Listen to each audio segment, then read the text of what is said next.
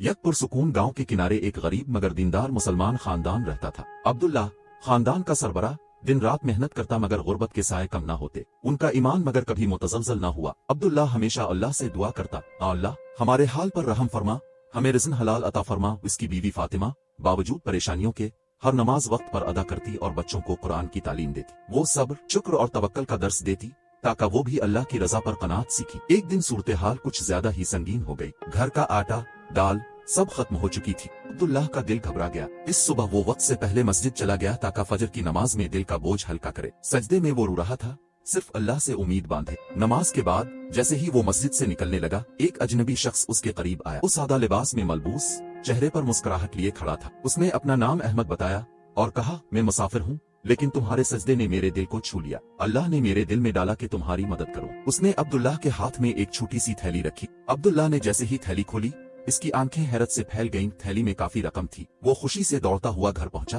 और फातिमा को सब कुछ बताया। फातिमा की आंखों से आंसू रवां हो गए, मगर वो शुक्र के थे। दोनों ने सजदा शुक्र अदा किया। इसी दिन वो राशन लेकर आए। बच्चों के चेहरे खुशी से खिल उठे। आने वाले दिनों में हालात बेहतर होने लगे। अब्दुल्लाह हर नमाज में अहमद के लिए दुआ करता और बच्चों को सिखाता कि अल्लाह का वादा सच्चा है और वो अपने बंदों को कभी तन्हा नहीं छोड़ता। सबक, अल्लाह की मदद अक्सर ऐसे अंदाज में आती है जिसका हम तसव्वुर भी नहीं करते। सच्चा तवक्कल, सब्र और शुक्र ही कामयाबी की कुंजी है।